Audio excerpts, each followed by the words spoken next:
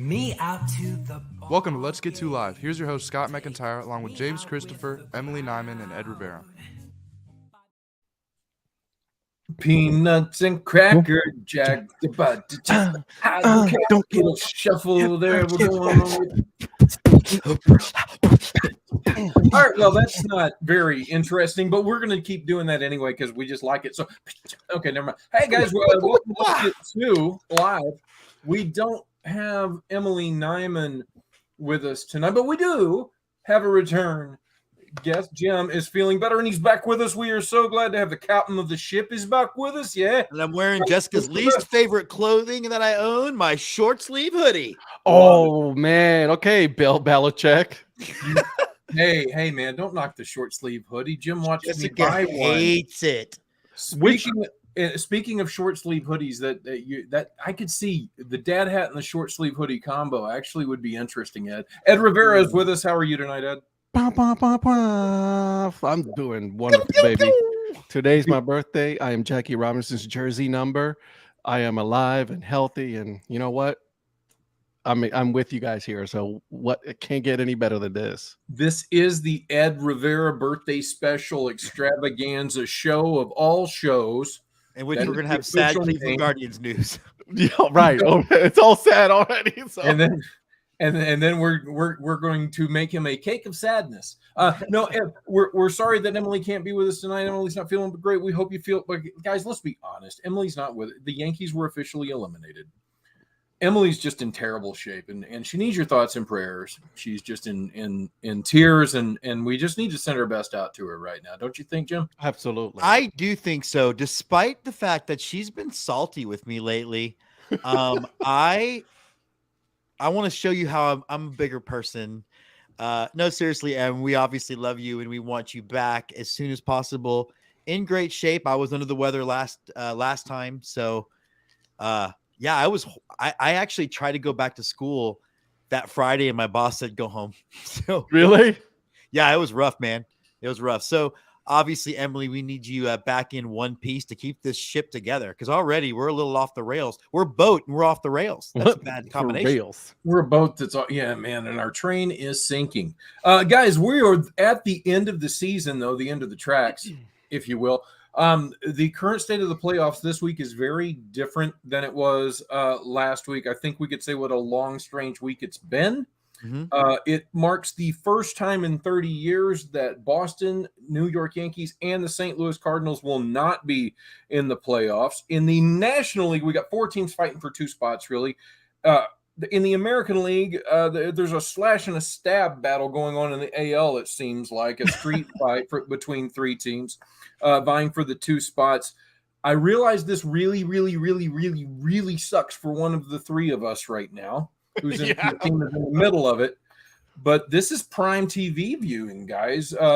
Jim, you're in the middle. You're back with us. I'll give it to you first.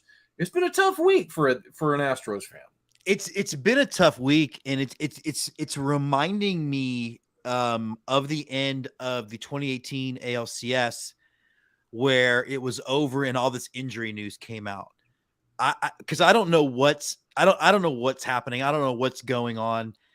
It's frustrating because they roll into Seattle and dominated the Seattle Mariners. And look, I didn't think the Astros were sweeping the Mariners anyway, and I had the Saturday game.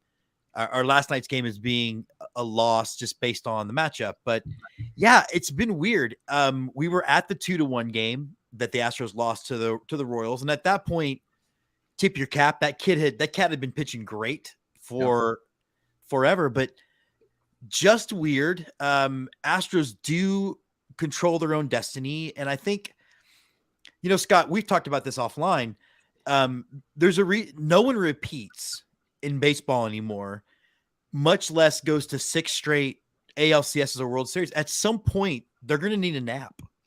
There's a cost. There is a cost. Totally. And there is a cost to that. Yeah. And you've got guys reaching innings limit, or not innings limits, but the most innings they've pitched by a lot. It's a lot of really weird things that are affecting the team that, but they do have a tendency to turn it on. And I do expect Fromber to be Fromber tonight, and then to get the win. And then then it gets real interesting because then the Mariners and Rangers have an extra game to play all against each other. Man, And then Houston has to go play a very good Arizona team. It's going to be, I can appreciate from the outside looking in that this is entertaining. Yeah, it sucks to be in it, but at least I'm still involved in playoffs or something. So there's that. I definitely want to come back to some of those weekend matchups that are on the way here. Ed, Jim hit on and there's something else about the innings pitch that I definitely want to come back and ask you about, Jim. But Ed, it's insane to watch this right now. We're not accustomed to this as baseball fans, right? You take a yawn the last 2 weeks of the season for the most part, but now with these extra playoff spots, I mean, this is crazy, man. So I was at work and I had a conversation with someone who is not, he's a casual fan, right? Not like us. It's like, we look at it every day. We're looking at the standings and all of that. And something that really stood out to him is that he goes like, does it really feel like these last couple of weeks have been very intense for baseball? And I'm like, well, yeah. I was like, let me tell you why. Please, let me tell you about our Lord and Savior baseball. As long as you didn't say our Lord and Savior, Rob Manfred. I did not. I would never say that. Right. But I had that conversation. I was like, well, with the introduction of the extra wild card team, it really has made it for it to be a lot more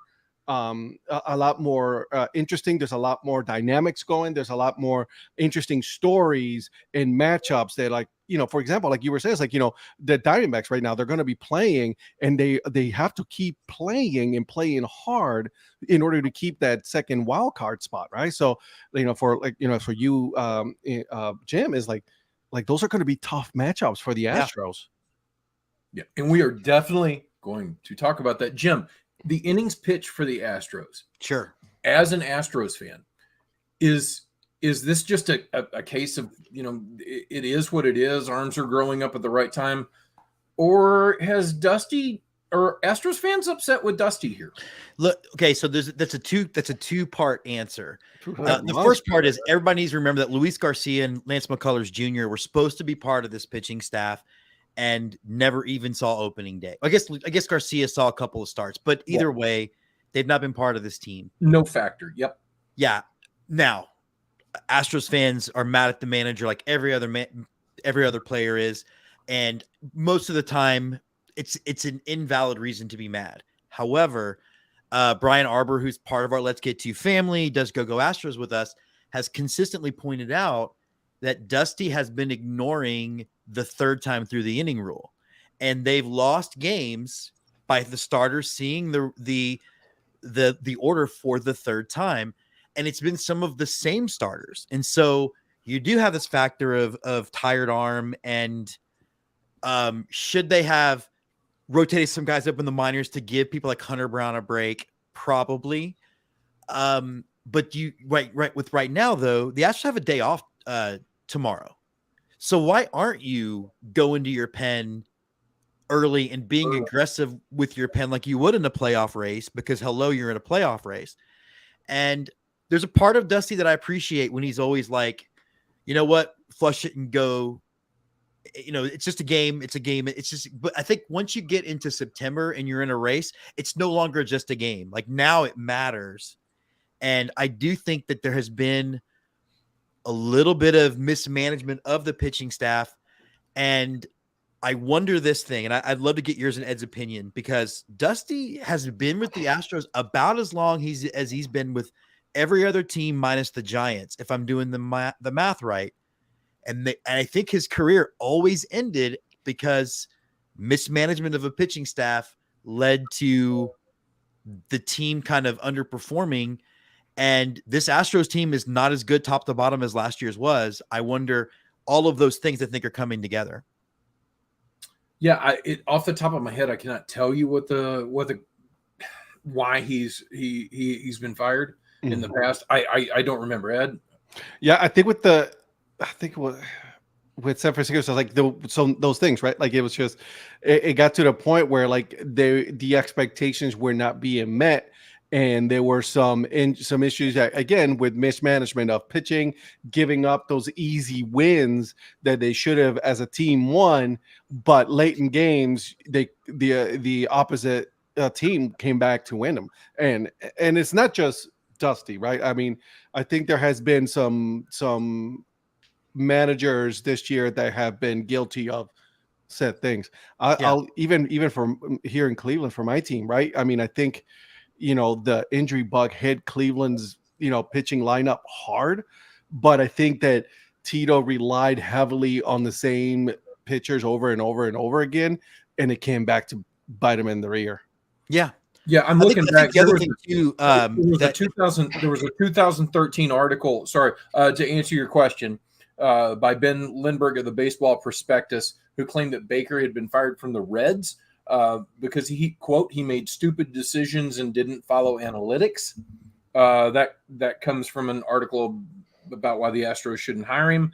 And then later, there were players and apparently the GM in Washington that didn't really want to fire him and tried to sign him to an extension until the Lerner family told him he's got to go. So some mixed stuff going there. Jim, what were you saying? I think the other big complaint about Dusty, and I think it's a fair complaint, is Yadier Diaz has some of the best numbers of any rookie in baseball right now. And if he were qualifying, if he had enough ABs, he's actually having a better year than the center fielder from Seattle. But Dusty refuses to play him in favor of Martin Maldonado, who is one of the statistically worst hitters in baseball right now. Zach Beeson wants to know if Dusty Baker gets fired, will the Astros be shit next season like every other team? All I know is the Nationals won the World Series soon after firing Dusty Baker, and I would take that outcome in a heartbeat. I wanted to ask you, Jim, on this one, because I think and again, I'm doing comparisons, Tito and Dusty, right? Same age, and they grew up in that era of you rely on, on the veterans, right? And I think your gut, right? Your gut's the most gut, important. exactly, right. And I know a well hit ball when I hear exactly a well hit ball. So is he guilty of relying too much on his veterans and giving them too many chances to get out of that slump when he should be thinking about, listen, we got these young guys, we gotta go, we gotta play? I'll say that the question has a two-part answer. Definitely, I think the catching position, 100%. And he keeps saying that the pitchers feel more comfortable with Maldonado on the behind the dish, and maybe they do, but the fact is, sometimes discomfort actually leads to a better outcome. Sometimes comfort leads to complacency. Yeah. But I think in the catching position, 100%. Now, the people are complaining about the first base position and Jose Abreu shouldn't play there. But the fact is there's no one else. Like, Abreu. When you're out of options, you're out of options. What's that? Yeah. When you're out of options, you're just out of options. You're out of options. And there's no one in the farm system that is a natural first baseman that could come up and at a minimum be a plus defender. There just isn't. There's a bunch of sort of utility rookie guys that don't hit. So I'd rather have a veteran who doesn't hit than a rookie. So it's a two-part question. Some of Dusty's stuff is that he's hamstrung by injuries in a team that is not as deep as it's been in the past. And that's something that you just have to deal with. And fans that are irrational want to find blame in situations that's just the natural evolution of things. If you keep making big deals to bring in Verlander and Greinke and Cole, you're eventually going to pay the price for that by having a weaker farm system. That's just how it goes. Absolutely. If you're taking from Paul, you're robbing Peter. You got to pay Paul. However we want to say there, guys. I want to kind of venture away from the Astros. We may venture right back onto them in a minute, but I do want to talk about the rest of the AL. One thing though, I can't even leave the Astros yet. One thing I did want to ask you, Jim. Do you think any of this has to do? I wouldn't say complacency, but comfort at being the division leader, even among the team in the front office? Because let's be honest, you've been there for quite a while, and you only had Oakland really chasing you in the past. It's kind of, and it looked like you were pulling away. Was any of this I think so. There was a good article in ESPN comparing this team to the 2000 Yankees who won the World Series but didn't qualify for the playoffs until game 162 because apparently it becomes harder to get up. I think this team still has as much or more frontline talent than anybody else. And I can see if they don't make the playoffs or have an early exit this year being a really big refocusing for a lot of those guys.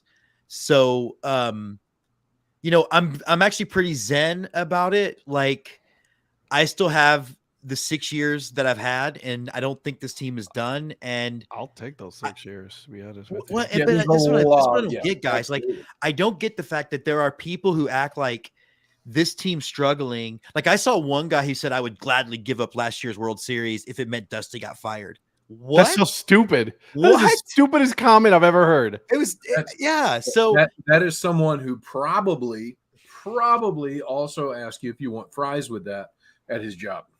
That's just my probably guess. so. So I do think some of that, Scott, is comfort, complacency, not wanting it as much, thinking you can just roll the hat out, like the football adage, roll the helmet on the field and it wins. Yeah. Yep. And I think that's definitely some of it. Thank you. Ed, where I was going with that before that question sprung back into my mind. What about the rest of the AL here? How is it? You've got Toronto, you've got the Rangers and the Mariners who are going to go head to head. Yep. You've got Toronto who's hanging out over there, and they appear destined for the playoffs. How's this going to play out? Are the Mariners and the Rangers, is somebody going to beat the crap out of each other, or are they just going to split even and let the Astros slide up? So I was just looking at the matchups for both Toronto, Houston, and Seattle, right? And something that caught my eye was that Toronto is also facing Tampa Bay at the end of the year, right? Tampa Bay still is fighting to win that division, so you know they're not gonna lay down. So imagine if, by some weird reason, Toronto ends up being the odd man out It could happen. with Houston, Seattle moving up. How wild would that be, right? Because that matchup between Seattle and Houston, you guys are really even right there, right? You guys are going back and forth with each other. So I see that going, 50-50. It doesn't, you know what I mean? But what I'm really looking at is that Tampa Bay Toronto series. That's an interesting series to me. Yeah, I completely agree with that. And just the way Tampa Bay is built, I mean, they're by default, they're positionless players and guys coming in out of the bullpen and going all. They are built for situations like this, so they're not going. Even if they get eliminated from the division winner possibility by the Orioles, they're not going to roll over. No, Toronto's got a fight in front of them. No, Baltimore I'm- hasn't not won the division yet. Am I correct? They have No. not won the division. Oh, No, so they haven't. It's still wide open. yes, but even if I'm Baltimore kind got of this, secretly rooting for the Orioles. They're fun. No, well, listen, Toronto, Tampa or Baltimore, whichever wins it, to me, I have no skin in this game, right? Like, Anna of the Baseball Bucket List is good friend of mine. I'm like, if Tampa wins, good, awesome, I love it. But if they don't, they don't. They're still going to make the playoffs, and they're still going to play a good team no matter what. yeah, completely. Yeah, agree. there's only a game and a half that looks like it's separating Toronto and Seattle in that wild card. Before we get to the next topic, Scott, we have a comment. Food and Fit is with Phil wants to know who's a better baseball manager, Darth Vader or Quint. I would say Vader, but he really wears you out after a while. You can only handle so many years that the club is very You can only be lifted so many times, exactly. Quint is more of a player's coach. He really is, And Vader's drink more with of you. that hard line buzz cut guy that's just going, you don't mess with Vader. I will No. say that. You do not. Love it. It really depends on what your team needs, right, Jim?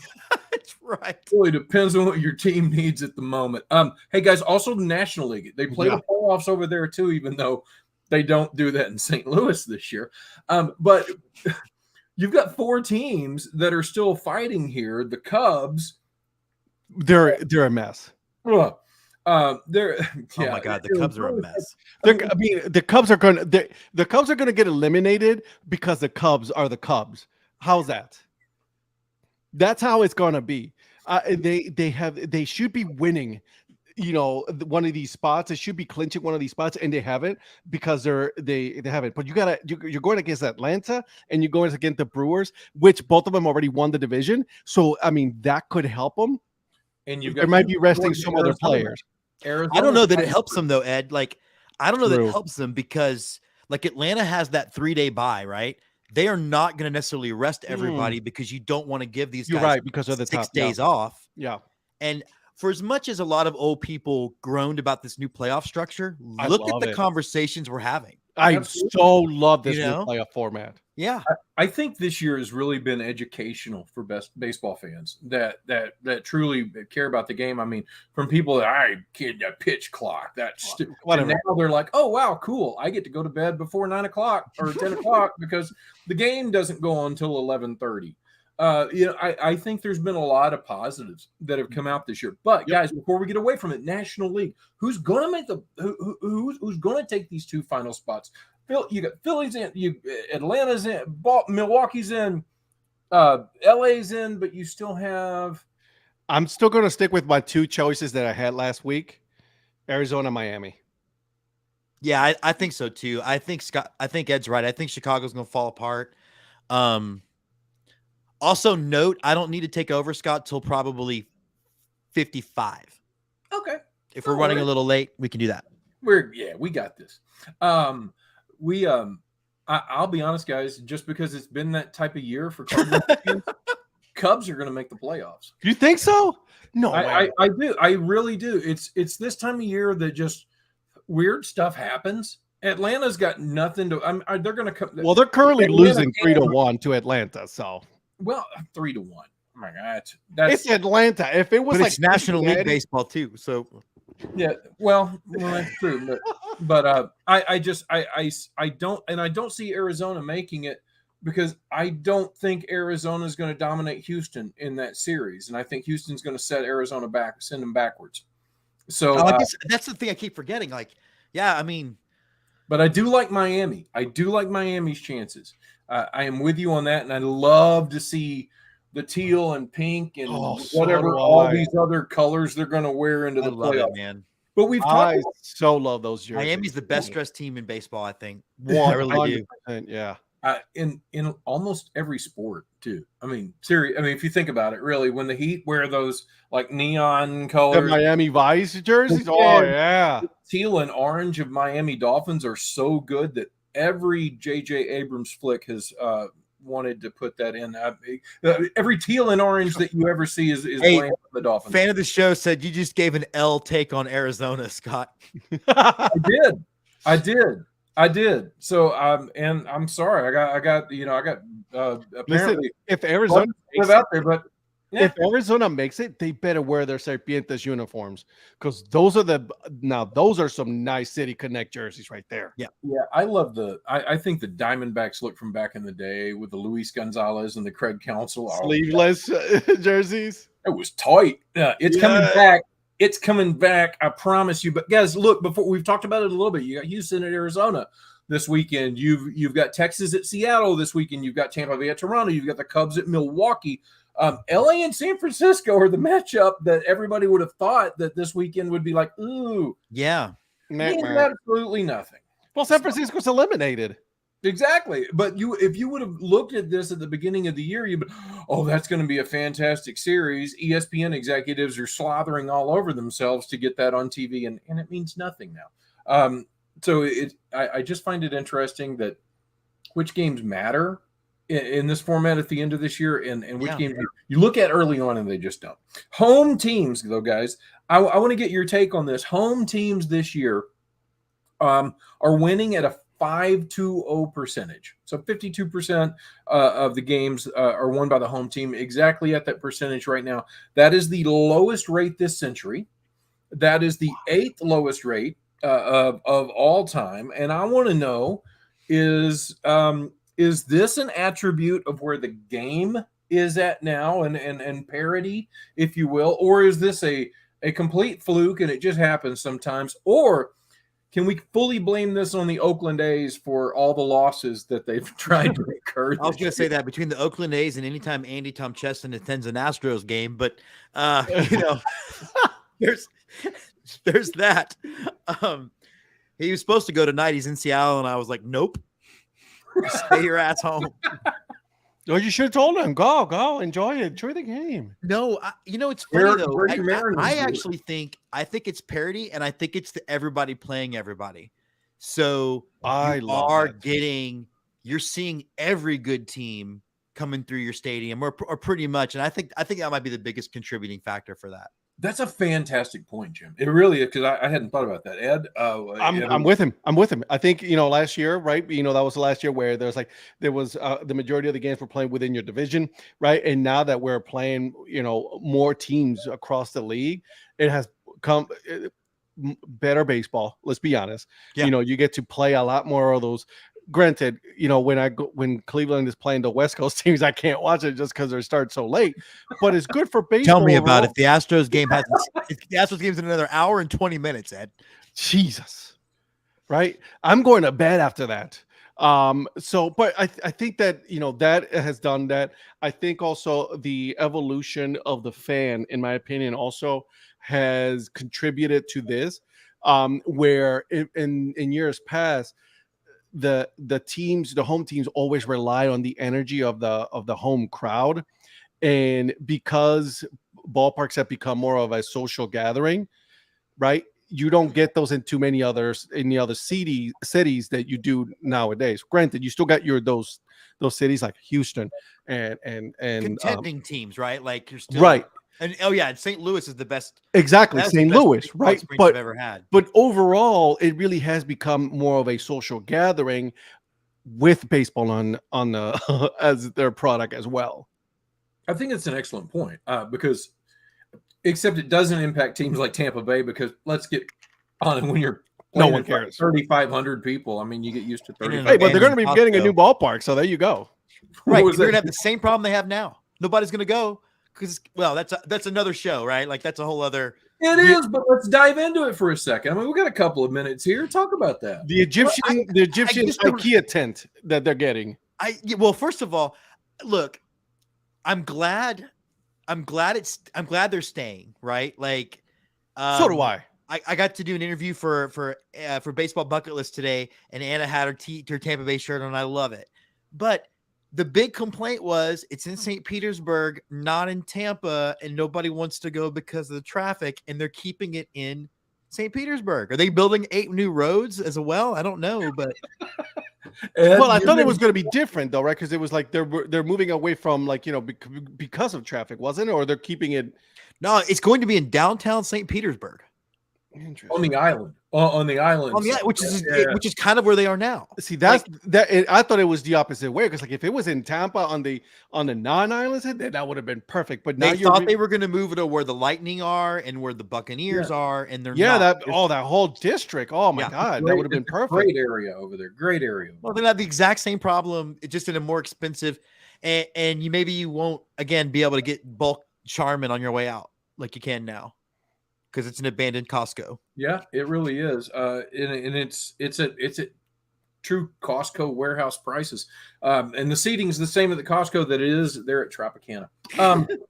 But sorry.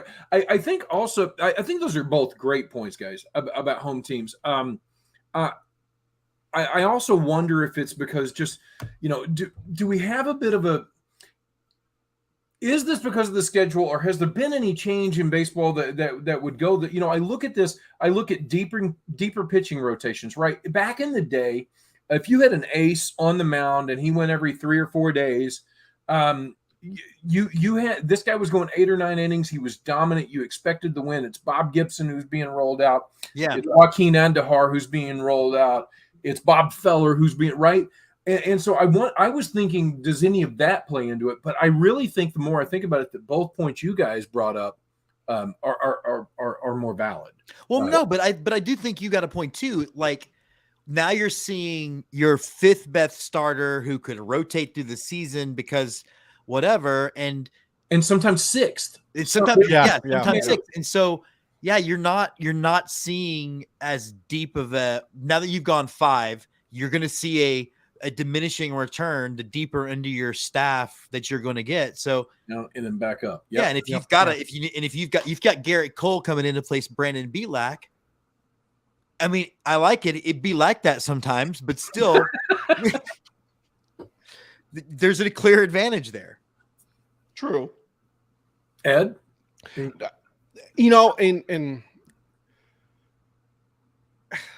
I think some of the changes has also helped. Let's be honest, like some of these changes that have been made in baseball, right? The bases, more stolen bases, right? So like the team that's really good at stealing bases, they're going to steal bases whether at home or away, no matter what. The shift rule, right? The pitching, like you were talking about, and then you're talking about like you have 5 starters, maybe 6 that could also be your bullpen person, and then when you have those bullpen days, that all of that helps, right? It's when I remember when like the bullpen days were just like on a getaway day, like at home, and no longer that's the case. It's like, no, this is a strategic move now. Yeah, that managers are using, except for Dusty Baker. But you know what I'm saying.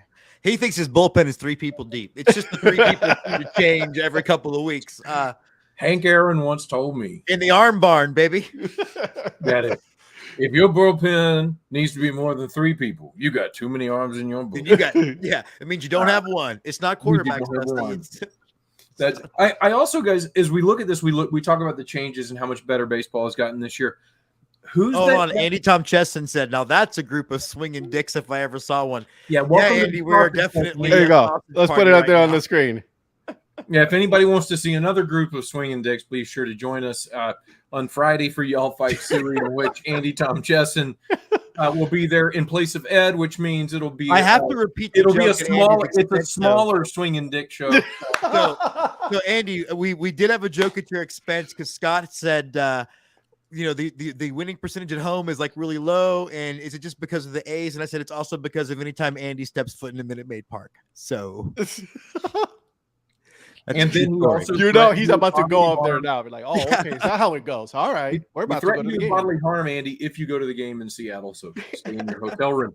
But I have no idea what I was about to say now. I completely gone. It really honestly is, and that's disturbing to me. But thanks, Andy. You did great. Welcome. Good job, buddy.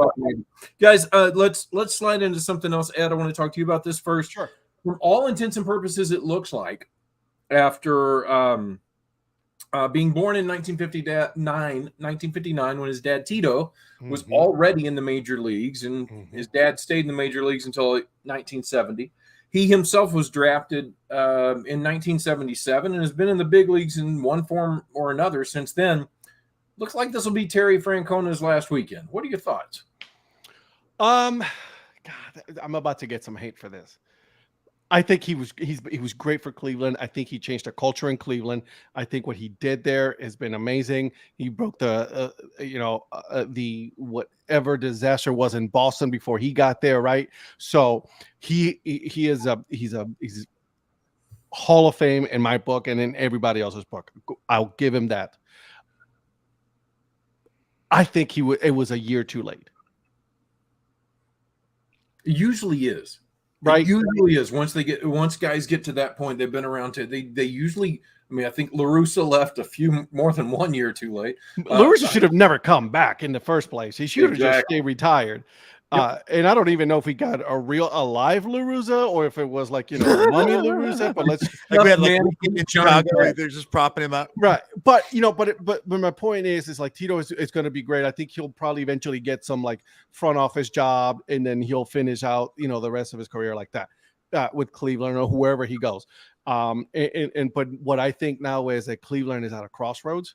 I think that the new owner eventually is going to take over a majority once the Lerners eventually sell out, which they should have done a long time ago. But they're at a crossroads right now. Do they go with an established manager, right? Like before, like a Tito or a Dusty, or do they go with someone younger? Because this is a very young team. I think it's like the youngest or the second youngest team in the league that is able to relate to those players now. Yeah. Jim? I'll take the 35,000 foot view of this. When I read, there's an excellent ESPN article written by Tim Kirchin about this, and it was emotional. You definitely feel like passing of an era. And for as much as, Andy and I are frustrated about Dusty at times, there's something to be said about we're starting to lose baseball men. Yeah. Agreed. You know what I mean? 100%. Like, yeah. Yeah. And like Terry Francona seemed like the best kind of guy. And I think the game will miss him. Oh yeah. The game needs him.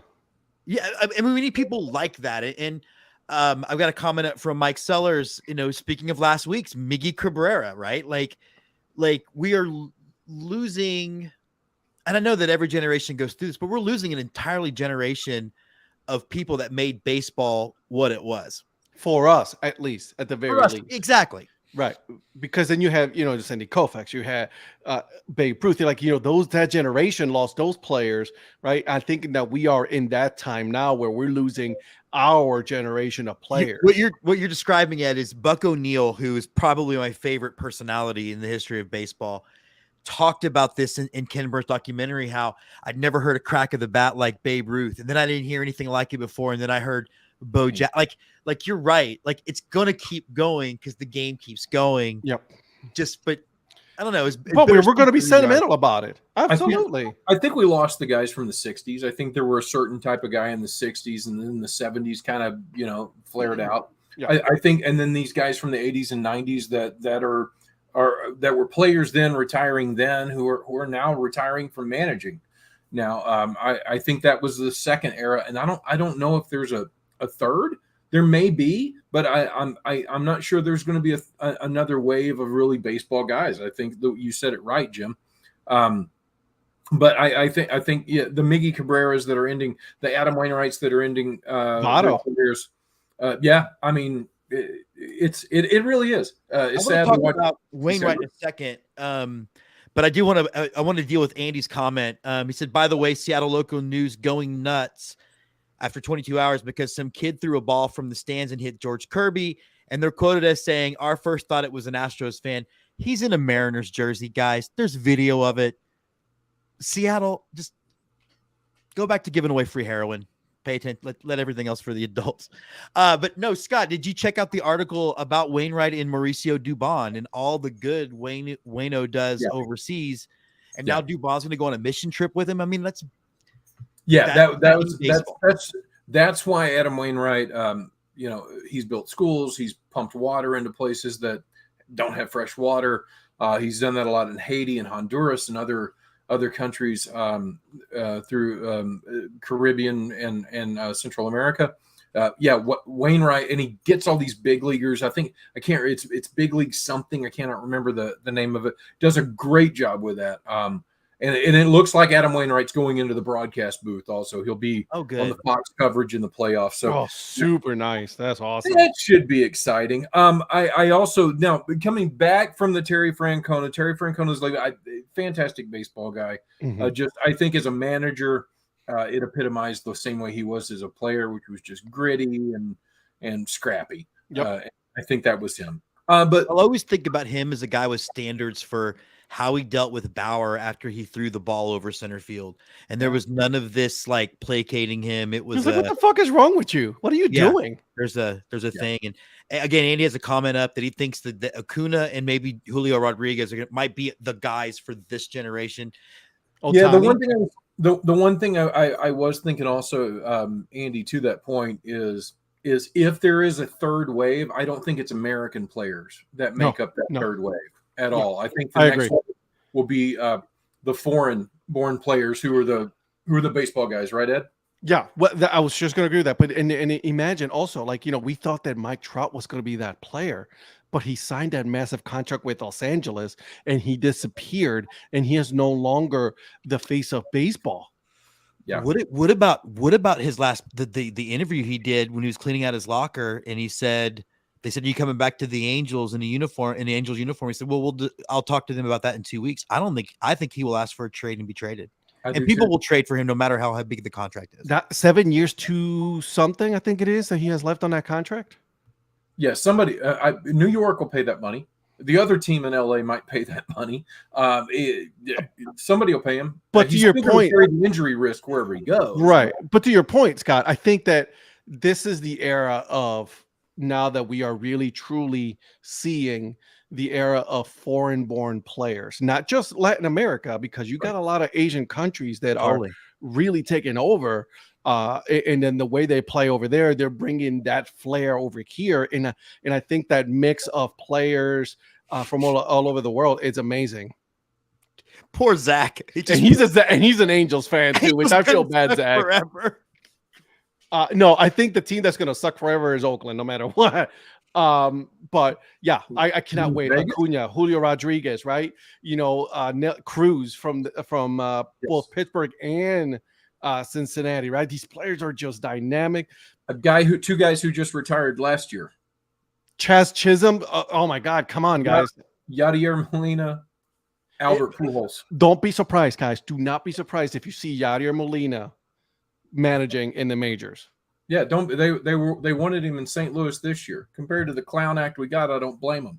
Let's talk about a team that's not a clown act, though, guys. Atlanta, their slugging percentage is freakish. So, Jim, I'm going to talk about this with you. The team slugging percentage with Atlanta is over 500. Only 19 qualifying players and only 14 non-Atlanta qualifying players are slugging higher than this. They are chasing the Twins record of 307 home runs in a year. They're less than 10 away. Acuna is about to be the first 40-70 guy in the history of the league. How fun is that, though? Well, it's insane. I love it. And their 124 weighted runs created is 1 point shy of the all-time record of the 1927 Yankees. Jim, what can Atlanta not do?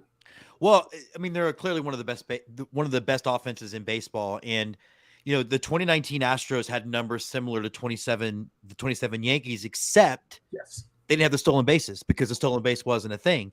This, I think, makes that Atlanta team even better, More dangerous. definitely. And it's funny because we all talked extensively on our individual shows and together about all of these new rules, and I think all of them have worked, although all of them have worked against the Astros because they can't shift, so they can't hide Altuve's arm. The Astros are not good at holding runners, and now that they're running, it's clear. I mean, but it's done what we all thought. I think the Astros have like 3 guys that could be 20-20 guys before it's over. Like, this is fun, and I know Atlanta's now dealing with some injuries in the pitching staff. Mike Sellers wants to know if we think the Reds are going to sneak into the playoffs. I hope so. If the Reds can't beat the Guardians, sorry, no offense, Ed, but if the Reds can't beat the Guardians None taken. right now, and then The Astros won the World Series and couldn't beat the Royals, so I don't know what that's all about. I will say they're coming to St. Louis, and St. Louis, we're putting everybody on the IL. Wainwright's done. He's over. He may come back to get an last at bat. Oh, that's exciting. Goldschmidt, Arenado, all these guys are sitting on the bench. So They're shitting or sitting, or both. They're going to both. I mean, the team has been shitting all year, which is why they're sitting on the bench. And so if you're going to come to St. Louis and sweep it, this is your opportunity. Do I think you will? No, I really don't. I just think Cincinnati is just a great story. You had that rein in your hand and you dropped it. Mm-hmm. I hate to say it.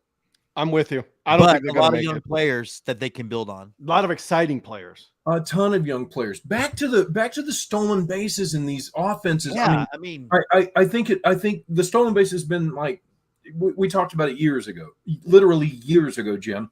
That when the stolen bases go up, ratings go up. I said it 5 years ago when we first did this show. Yeah. And lo and behold, here we are. And oh my God, they're up. They're all over the place. I love this. We're running. I mean, I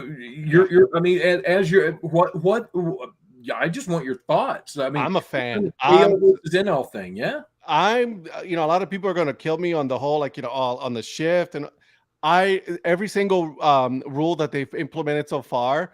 At first, I was like, I don't know, guys, but I'm like, man, I don't know. This is kind of good. I think it's even the playing field a lot more. Like these teams that were getting away with, with the shift rule and things like that, they no longer can because, guys, these players are getting faster, they're getting stronger. A lot of these other players have some strong arms, right? And they're super dynamic when they're on the field. So let's pause it for a second to say that this year, 2023, is a throwback to 90s baseball. The Yankees were built to win bloop and a blast, true outcome baseball, and they are not in the playoffs. Whereas teams that can make something happen, I think you might start to see returning of sacrifice bunting and things like that, because you can now shut the front door, manufacture a run so much more than you could before. I don't like the banning of the shift because I think that you're taking away some teams had figured things out, but well, no, I mean, I think it's true. You're Andy. You're reading Andy. He's reading Andy. Oh, you play a 5-5 guy at first, asking for a franchise. listen. Like, to your point, the Yankees, right? They're a team that they will beat you with the long ball. That's the truth. The Yankees got caught with their pants down. They did not. They did not evolve into what all these other teams have been doing.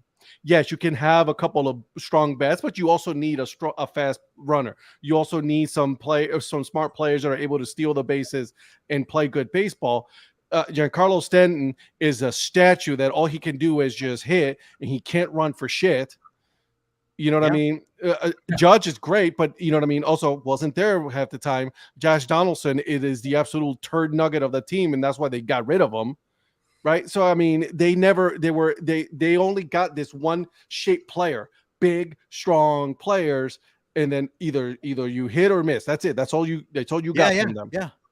I guess Andy's proposing that Jose Altuve be moved to first base. Is that what this is? Either that or he himself wants to play. I'm not sure. I think he's taller than 5'5". I was just going to say, is Altuve taller than 5'5"? Flat foot or something. I thought Altuve was at least 5'2". Guys, it's somewhere in between. Program height, Ed. Program height. Like Donald Trump weighs 185.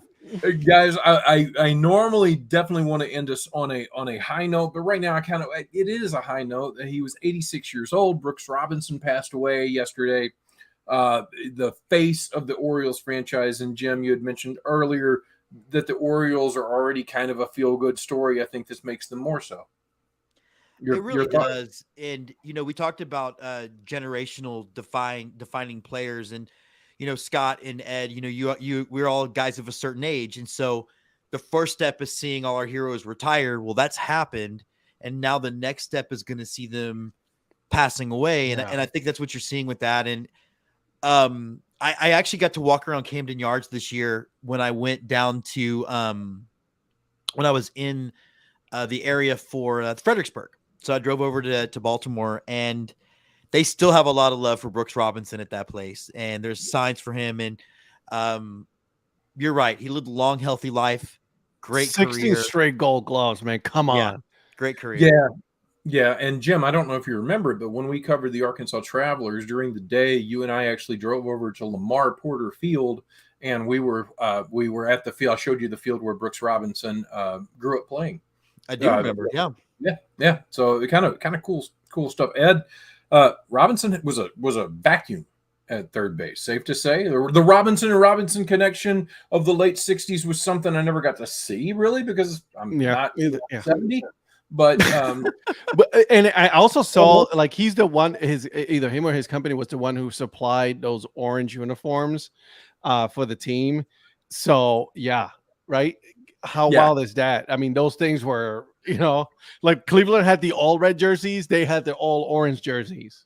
But think about the conversation we're having. The conversation we're having now is what I love about baseball, because we're talking fondly about a player who played before we were born. Yep. And I've always said that one of the things I love about the sport is that one foot's in the past and one foot's in the present. And like one of my favorite players of all time was Roberto Clemente. I never saw that dude play, Nope. but just Yeah. reading about him and hearing stuff, and I had the talking baseball card about him. Like, I guess that's what I love about the fact that we can all appreciate Brooks Robinson, not just because he played in Baltimore, but because we're all baseball fans. And I love when he was on the field. Like, I mean, he was like, Yeah. Like you said, he was a vacuum. Like, I mean, you can appreciate good player. And then what elevates you even more is that you're also a good human. Yeah. Right. I want to throw this out there just so people know. Brooks Robinson, 23-year career, all with the Baltimore Orioles. He went to the Baltimore Orioles. A great article on CBSSports.com about this, but he went to the Baltimore Orioles. He could have signed in multiple. Every team kind of wanted the kid.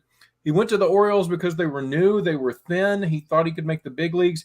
He didn't even play 100 minor league games, and he just 4 months after he celebrated his 18th birthday in September of 1955, he was man in the hot corner for Baltimore.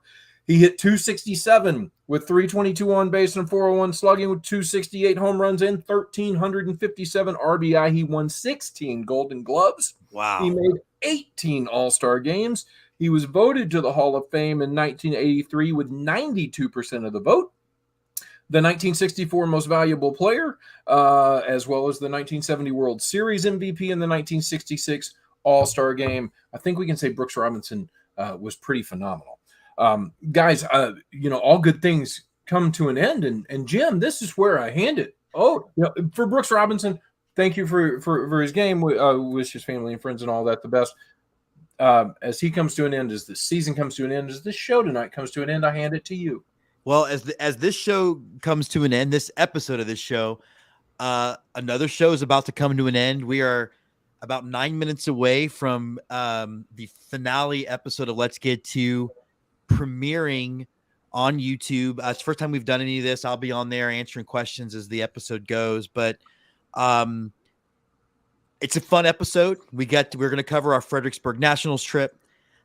We've also got really some great words that touched me from both of you guys and so many other of our baseball family that really hit it. And we're going to be revealing the name of the new show. We'll be announcing our Dottie Awards. And I hope you tune in, because I was really wrestling with how to end the show, and the Fredericksburg Nationals did it for me in the best baseball way possible. So that is on there. So, well, that's a tease. I mean, that's a tease if you've ever heard one yet. Right. For real. So go get something to drink and then come back, and it'll be on YouTube live in about 7 minutes. Man, and go get something adultish and enjoy yourself tonight. Get an adult drink. Get an adult beverage. Be a man as you watch the final episode of Let's Get To, following the final episode, or not the final, but this episode of Let's Get To Live. Guys, it has really been fun tonight. I know we've kind of been all over the place, and we've had a lot of interaction. We want to thank Andy for trying to be the fourth host tonight and fill in for Emily. You did good, Andy. Thanks. But Jim, welcome back. Great to see you. I think I speak for Ed and I both. We really are pulling for the Astros. Ed, I'm pulling for good baseball as well. I mean, let's be honest. Like, I'm pulling for some really good baseball all the way into the end of the year. Obviously, my team is out, but that doesn't mean that I'm not going to be able to enjoy some good baseball here until the end of the year, until this season. Jim? I'm pretty zen about the whole thing tonight. I really do feel good about the team. But whatever happens, win or lose, it's been a really great baseball run. That's not over for Astros fans. So it's not. I feel pretty good about things, and I'm excited. This team, when this team has its back against the wall, does a pretty good job of nutting up. So I will tell you, as someone who is kind of known for about 5 months where this was going to wind up, I'm jealous of you right now. I kind of wish I had something to be interested in, right? Because now I'm with you, Ed. I think we're just watching and we're like, hey, let's play some good baseball and go Astros. Because and go team. Go team. We want to thank everybody who is watching. We want to thank you for participating along with us here on StreamYard. We definitely want to invite you over to the Let's Get To YouTube channel to see the premiere of the Fredericksburg episode that is just about to come up. Jim will be there live like he just talked about. Go have all that fun. We will be back here next week, good Lord willing, and the creek don't rise. And guys, have a great week.